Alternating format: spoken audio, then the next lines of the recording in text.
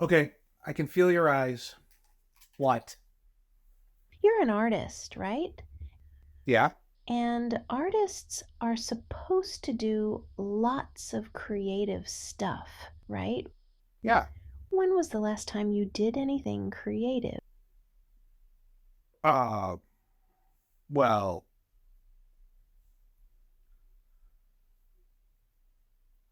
fuck. What do you think? Inktober starts this Sunday.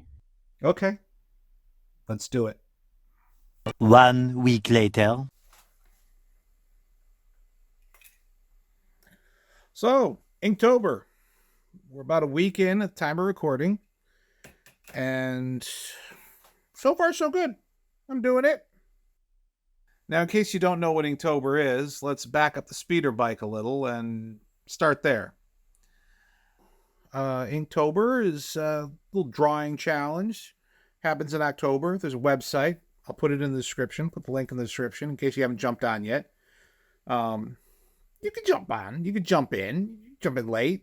You know, no judgments. But basically, every day there's a prompt, and you just draw a picture according to the prompt. So what is this thing? Where did it come from?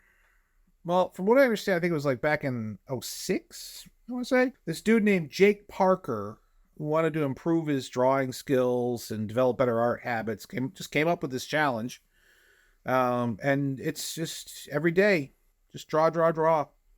Pretty simple, just draw something every day. Give your sketchbook a little extra love. Or literally any love if you're like me and have been horribly, disgracefully neglecting your analog art skills.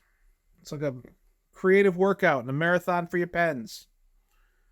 And you don't even have to use this year's prompt list. You want to use a prompt list from a different year, go for it. I did Inktober once like a bajillion years ago. And I've done other creative art challenges of this nature in the past. It's been a very long time since I've done anything like this, though. So it's kind of fun. I'm like knocking off some rust and cobwebs, and it's been good for me. It's been really good for me. But if you've never done anything like this before, I'll throw a few tips. I'm not a tutorial guy, but I'll throw some tips. First off, plan your time wisely. Set out a set block of time each day, if you can, to just draw. Just draw. Half hour, whatever you can.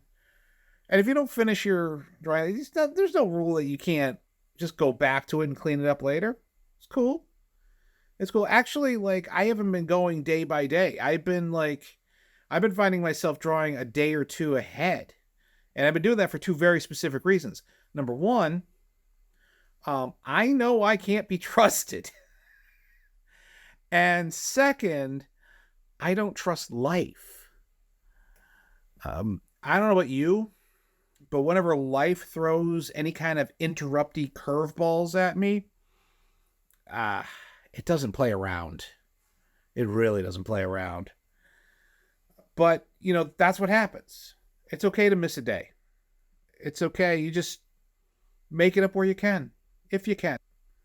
Just pick up where you left off and keep drawing. Just keep drawing. That's what it's about. Another tip. Perfection is f***ing overrated. Embrace imperfection. That's what makes your art yours anyway. One example of embracing imperfection that I found really early on, my first drawing, I wanted my drawing to be made up of these thick, cartoony lines with Sharpie, and I forgot to put an extra piece of paper in between the pages of my sketchbook. And just the ink just bled through and made a mess. Now, I could have scrapped that next page, but then I looked at the next prompt on the list and it was spiders. And I started thinking about how spider webs can be like the most crazy looking game of connect the dots ever. It's like nature just went nuts and made this crazy game of connect the dots. And I looked at the mess on that page and I played my own game of connect the dots to draw spiders and spider webs. Embrace imperfection and embrace screw ups if you can think of a way to do it. Life gives you apples and you break them, then make applesauce or lemons and lemonade or some other corny idiom. If a prompt stumps you, step back and just think about what it means to you, what it means in your head. You know, for example, the day I illustrated the prompt dodge, I was hitting a punching bag earlier that day, and it put boxers in my mind. But someone who's a Team 4-Star fan, they might draw a picture of Piccolo from Dragon Ball Z screaming, Dodge! Dodge! Dodge! Dodge! Oh, right in the tit! Piccolo, why didn't you dodge?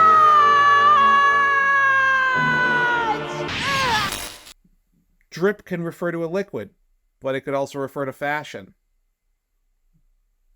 Another Dragon Ball reference, why not? Golden can refer to a retriever or the sun. You do you. If a creative block happens, take a break or doodle aimlessly or look at other artwork for inspiration. But don't let a challenging prompt discourage you. Just take a step back and let your crazy artist brain breathe.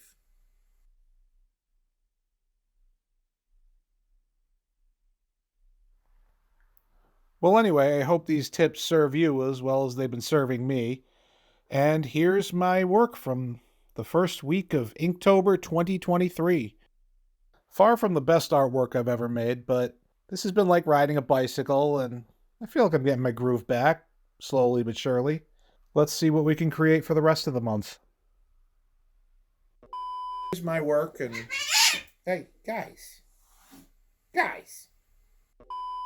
Say hi to the camera. Say hi to the camera. That's the camera you say. I'm about to jump out because I can't stand being held for too long. And there he goes. Okay. It's like a spring. You can feel the tension. And then. And remember, it's not about the destination. It's about the drawings you made along the way. Are you serious? We're cutting that line. We're cutting that. Yeah. No. Oh, come on. It's cute. No.